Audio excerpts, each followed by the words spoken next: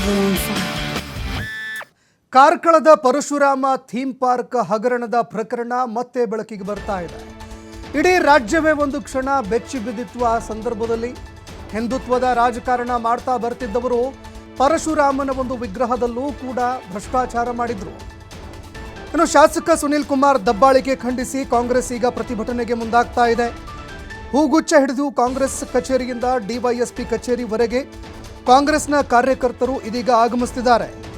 ಡಿವೈಎಸ್ಪಿಗೆ ಗುಲಾಬಿ ಹೂ ನೀಡಿ ಶಾಂತಿ ಕಾಪಾಡುವಂತೆ ಮನವಿ ಕೂಡ ಮಾಡ್ಕೊಳ್ತಾ ಇದ್ದಾರೆ. ಶಾಸಕ ಸುನೀಲ್ ಕುಮಾರ್ ದಬ್ಬಾಳಿಕೆಗೆ ಸೊಪ್ಪು ಹಾಕಬೇಡಿ ಅಂತ ಕಾಂಗ್ರೆಸ್ನ ಕಾರ್ಯಕರ್ತರು ಕಾಂಗ್ರೆಸ್ ಮನವಿ ಕೂಡ ಮಾಡ್ಕೊಳ್ತಾ ಇದೆ. ಇನ್ನು ಕಳೆದ ಶುಕ್ರವಾರ ಜನಸ್ಪಂದನ ಸಭೆಯಲ್ಲಿ ಶಾಸಕ ದಬ್ಬಾಳಿಕೆ ನಡೆಸಿದ್ರು. ಥೀಮ್ ಪಾರ್ಕ್ ಹಗರಣ ಸಂಬಂಧಪಟ್ಟಂತೆ ಪ್ರಶ್ನೆ ಮಾಡಿದ್ದಂತಹ ಹೋರಾಟಗಾರ ವಿವೇಕ್ ಅವರ ಪ್ರಶ್ನೆಗಳಿಗೆ ಸರಿಯಾಗಿ ಉತ್ತರವನ್ನು ಕೊಡದೆ ಆ ಸಂದರ್ಭದಲ್ಲಿ ದಬ್ಬಾಳಿಕೆ ನಡೆಸಿದ್ರು. ಈ ವೇಳೆ ಪರಶುರಾಮ ನಕಲಿ ವಿಗ್ರಹದ ಬಗ್ಗೆ ಮಾಹಿತಿ ನೀಡೋದಕ್ಕೂ ಕೂಡ ಹಿಂದೇಟು ಹಾಕಿದ್ರು. ಕೊಡೋದಿಲ್ಲಪ್ಪ ನಾನು ಮಾಹಿತಿನ ಯಾಕೆ ಕೊಡಬೇಕು ಅಂತ ಆ ಸಂದರ್ಭದಲ್ಲಿ ದಬ್ಬಾಳಿಕೆಯ ರೀತಿಯಲ್ಲಿ ಮಾತನಾಡಿದರು. ಅಲ್ಲದೆ ವಿಡಿಯೋ ಚಿತ್ರೀಕರಣ ಮಾಡಬಾರ್ದು ಅಂತ ಕೂಡ ಸುನೀಲ್ ಕುಮಾರ್ ದಬ್ಬಾಳಿಕೆ ನಡೆಸಿದರು. ಈಗ ಪರಶುರಾಮ್ ಥೀಮ್ ಪಾರ್ಕ್ನ ಹಗರಣ ಪ್ರಕರಣ ಏನಿದೆ ಮತ್ತೆ ಗರಿಗೆದರ್ತಾ ಇದೆ. ಕಾಂಗ್ರೆಸ್ನ ಕಾರ್ಯಕರ್ತರು ಈಗ ಡಿವೈಎಸ್ಪಿ ಅವರ ಕಚೇರಿವರೆಗೆ ಹೋಗಿ ಗುಲಾಬಿ ಹೂವನ್ನು ನೀಡಿ, ನೋಡಿ ಸ್ವಾಮಿ ನಮ್ಮ ಮೇಲೆ ದಬ್ಬಾಳಿಕೆ ಮಾಡಬೇಡಿ, ನಾವು ಜನಸಾಮಾನ್ಯರು, ಭ್ರಷ್ಟಾಚಾರ ಆಗಿರುವಂಥದ್ದು ನಿಜ, ಇಡೀ ರಾಜ್ಯಕ್ಕೆ ಗೊತ್ತಿರುವಂತಹ ವಿಚಾರ, ಹಿಂದುತ್ವ ಅಂತ ಹೇಳ್ಕೊಂಡು ತಿರುಗಾಡ್ತಾ ಇದ್ದವರು ಭ್ರಷ್ಟಾಚಾರ ಮಾಡಿದ್ರು, ಪ್ಲಾಸ್ಟರ್ನ ಒಂದು ಪರಶುರಾಮನ ವಿಗ್ರಹ ಮಾಡಿಸಿದ್ರು, ಇದು ಸುಳ್ಳಲ್ವಲ್ಲ? ಹೀಗಾಗಿ ನಮ್ಮ ಮೇಲೆ ದಬ್ಬಾಳಿಕೆ ಮಾಡಬೇಡಿ ಸ್ವಾಮಿ ಅಂಥೇಳಿ ಎಲ್ಲರೂ ಕೂಡ ಹೋಗಿ ಗುಲಾಬಿ ಹೂವನ್ನು ನೀಡಿ ಮನವಿಯನ್ನು ಮಾಡಿಕೊಂಡಿದ್ದಾರೆ. ಹೋರಾಟಕ್ಕೆ ನಾವು ಶಾಂತಿಯುತವಾಗಿ ಹೋರಾಟವನ್ನು ಮಾಡ್ತಾ ಇದ್ದೀವಿ, ಹೀಗಾಗಿ ಹೋರಾಟಕ್ಕೆ ಸಹಕಾರ ಕೊಡಿ ಅಂತ ಡಿವೈಎಸ್ಪಿ ಅವರಿಗೆ ಮನವಿ ಮಾಡಿಕೊಂಡಿದ್ದಾರೆ.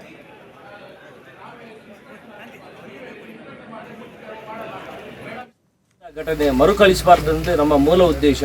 ಯಾಕಂದರೆ ನಿನ್ನೆ ಜನಸಂಪರ್ಕ ಸಭೆ, ಒಬ್ಬ ವಿವೇಕ್ ಅಂತೇಳಿ ಹುಡುಗ, ಅವ ಸಾಫ್ಟ್ವೇರ್ ಇಂಜಿನಿಯರ್, ಸುಮಾರು ಈ ಪರಶುರಾಮ ಥೀಮ್ ಪಾರ್ಕಿನ ಅವರನ್ನು ಬೆಳಕಿ ತಂದವನೇ, ಅವ ಮತ್ತು ದಿವ್ಯಾ ನಾಯ್ಕ ಅಂತ ತಂದವರು. ಪ್ರಾಮಾಣಿಕವಾಗಿ ಹೇಳಬೇಕಾದ್ರೆ ಯಾರು ಒಳ್ಳೆ ಕೆಲಸ ಮಾಡಿದ್ರು ಹೇಳ್ತೇನೆ.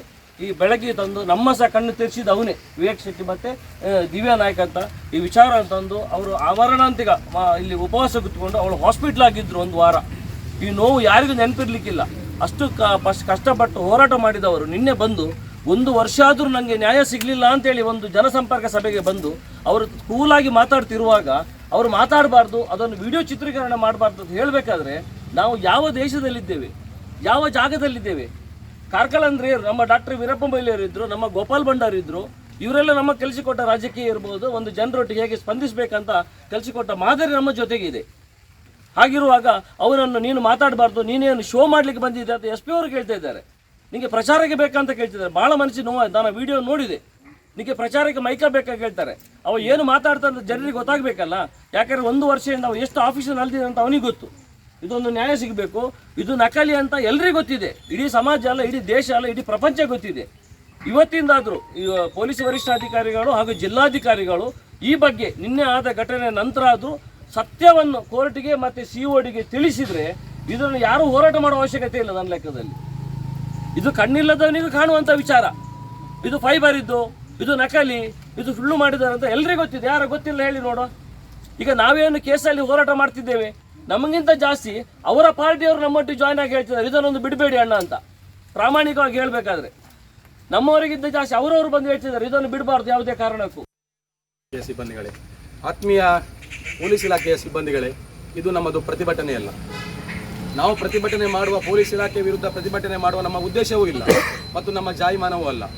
ಸ್ಟೇಷನ್ ಮೇಲೆ ಬೆಂಕಿಯನ್ನು ಹಾಕಿದವರು, ಕಲ್ಲು ತೂರಾಟ ಮಾಡಿದವರು, ಪೊಲೀಸ್ ಮೇಲೆ ಹಲ್ಲೆ ಮಾಡಿದವರು ಅದು ಬೇರೆ ಸಂಘಟನೆಯವರು, ಬೇರೆ ಪಕ್ಷದವರು. ನಾವು ಆ ಪಂಗಡಕ್ಕೆ ಸೇರಿದವರೂ ಅಲ್ಲ.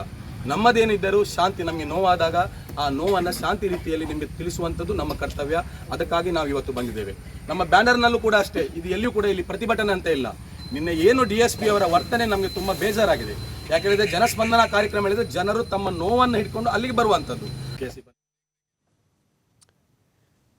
ಇನ್ನು ಹೋರಾಟಗಾರರ ಮಾತುಗಳನ್ನು ಕೇಳ್ತಾ ಇದ್ರಿ. ಯಾವ ಯುವಕ ಈ ಒಂದು ಭ್ರಷ್ಟಾಚಾರವನ್ನು ಹೊರಗಡೆ ತಂದರು, ಆತ 1 ವರ್ಷದವರೆಗೆ ಹೋರಾಟ ಮಾಡ್ತಾನೆ, ಸಾಕಷ್ಟು ಈ ಒಂದು ಹಗರಣಕ್ಕೆ ಸಂಬಂಧಪಟ್ಟಂತೆ ಸರ್ಕಾರದ ಮೇಲೆ ಒತ್ತಡ ಹೇರುವಂತಹ ಕೆಲಸವನ್ನೂ ಕೂಡ ಮಾಡ್ತಾರೆ. ಭ್ರಷ್ಟಾಚಾರ ಆಗಿರುವಂಥದ್ದು ಸುಳ್ಳಲ್ವಾ? ಸತ್ಯ ಅಲ್ವಾ ಅದು? ಭ್ರಷ್ಟಾಚಾರ ಆಗಿರುವಂಥದ್ದು ನಿಜ. ಪ್ಲಾಸ್ಟರ್ನ ಒಂದು ಪರಶುರಾಮನ ವಿಗ್ರಹ ಇರುವಂಥದ್ದು ಕೂಡ ನಿಜ. ರಾತ್ರೋರಾತ್ರಿ ಅದನ್ನು ತೆರವುಗೊಳಿಸೋದಕ್ಕೆ ಪ್ರಯತ್ನ ಮಾಡಿದ್ದು ಕೂಡ ನಿಜ.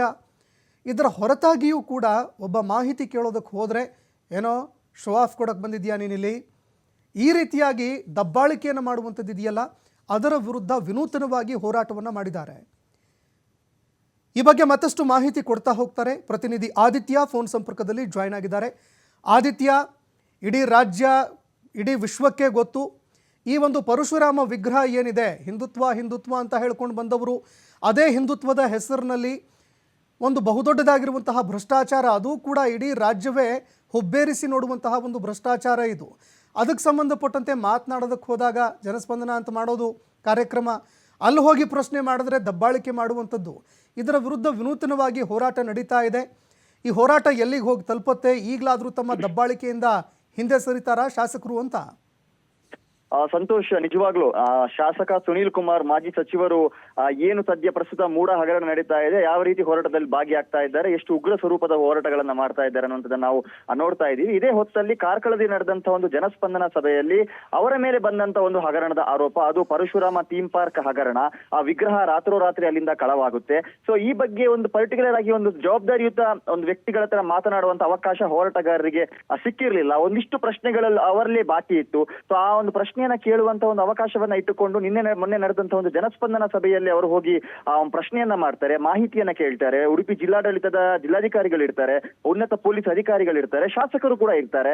ಆ ಜಿಲ್ಲಾಧಿಕಾರಿಗಳ ಬಳಿ ಆ ಸೂಕ್ತ ಮಾಹಿತಿಯನ್ನ, ಸೂಕ್ತ ದಾಖಲೆಗಳನ್ನ ಕೇಳುವಂತ ಸಂದರ್ಭ ಶಾಸಕ ಸುನೀಲ್ ಕುಮಾರ್ ಒಮ್ಮೆಲೆ ಗರಂ ಆಗ್ತಾರೆ, ಅವರ ವಿರುದ್ಧ ಹರಿಹಾಯ್ತಾರೆ. ಇದರೊಂದಿಗೆ ಯಾರು ಮಾಧ್ಯಮದವರಿದ್ರು, ಯಾರು ಆ ಒಂದು ಚಿತ್ರೀಕರಣವನ್ನ ಮಾಡ್ತಾ ಇದ್ರು, ಯಾಕಂದ್ರೆ ಒಂದು ಸರ್ಕಾರಿ ಕಾರ್ಯಕ್ರಮ, ಆ ಸರ್ಕಾರಿ ಕಾರ್ಯಕ್ರಮದಲ್ಲಿ ಚಿತ್ರೀಕರಣ ಮಾಡ್ತಾ ಇದ್ದಂತಹ ಮಾಧ್ಯಮ ಪ್ರತಿನಿಧಿಗಳಾಗಿರ್ಬೋದು, ಬೇರೆ ಬೇರೆ ಜನಪ್ರತಿನಿಧಿಗಳನ್ನ ಕೂಡ ಚಿತ್ರೀಕರಣ ಮಾಡದಂತೆ ತಡೀತಾರೆ. ಪೊಲೀಸ್ ಅಧಿಕಾರಿಗಳಿಗೆ ಸೂಚನೆ ನೀಡ್ತಾರೆ. ಪೊಲೀಸ್ ಅಧಿಕಾರಿಗಳು ಒಂದು ರೀತಿಯ ದಬ್ಬಾಳಿಕೆಯನ್ನು ನಡೆಸ್ತಾರೆ. ಸೊ ಇದು ಎಲ್ಲೆಡೆ ವ್ಯಾಪಕ ಆಕ್ರೋಶಕ್ಕೆ ಈಗ ಕಾರಣವಾಗ್ತಾ ಇರುವಂತದ್ದು.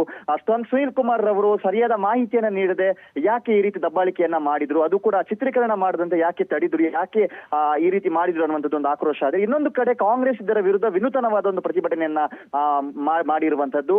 ಆ ಪೊಲೀಸ್ ಅಧಿಕಾರಿ ಯಾರು ತಡೆದಿದ್ರು, ಡಿವೈಎಸ್ಪಿ ಅರವಿಂದ್ ಅನ್ನುವಂಥವರು, ಅವರಿಗೆ ಹೂಗುಚ್ಛವನ್ನ ನೀಡುವ ಮೂಲಕ ಒಂದು ವಿನೂತನ ಪ್ರತಿಭಟನೆಯನ್ನ ಮಾಡಿದ್ದಾರೆ. ಇನ್ನು ಮುಂದೆ ಆದ್ರೂ ಶಾಂತಿ ಸುವ್ಯವಸ್ಥೆಯನ್ನ ಕಾಪಾಡಿ, ಇದರೊಂದಿಗೆ ಶಾಸಕರ ಒಂದು ದಬ್ಬಾಳಿಕೆ ಅನುಸಾರವಾಗಿ ನೀವು ಹೆಜ್ಜೆಯನ್ನ ಹಾಕಬೇಡಿ ಅನ್ನುವಂತ ರೀತಿಯ ಒಂದು ಎಚ್ಚರಿಕೆಯನ್ನ ಕೂಡ ಸದ್ಯ ನೀಡಿರುವಂತದ್ದು. ಈಗಾಗಲೇ ಒಂದು ಪ್ರಕರಣ ಅನ್ನುವಂಥದ್ದು ಸಿಒಡಿ ಹಂತದಲ್ಲಿದೆ, ತನಿಖೆ ಅನ್ನುವಂಥದ್ದು ನಡೀತಾ ಇದೆ. ಆದ್ರೂ ಕೂಡ ಇದು ಮುಗಿಯುವಂತ ಒಂದು ಲಕ್ಷಣ ಕಾಣಿಸ್ತಾ ಇಲ್ಲ. ಯಾಕಂದ್ರೆ ಜನರಿಗೆ ಒಂದು ರೀತಿಯ ಉತ್ತರ ಬೇಕು. ಯಾರೆಲ್ಲ ಈ ಹಗರಣದಲ್ಲಿ ಪಾಲುದಾರರಿದ್ದಾರೋ ಅವರಿಗೆ ಆದಷ್ಟು ಬೇಗ ಶಿಕ್ಷೆ ಆಗ್ಬೇಕು ಅನ್ನುವಂಥ ಒಂದು ಆಕ್ರೋಶವು ಕೂಡ ಸದ್ಯ ಹೊರಹೊಮ್ಮತಾ ಇರುವಂತದ್ದು. ಸಂತೋಷ್, ಧನ್ಯವಾದಗಳು ಆದಿತ್ಯ ನಿಮ್ಮೆಲ್ಲ ಮಾಹಿತಿಗೆ.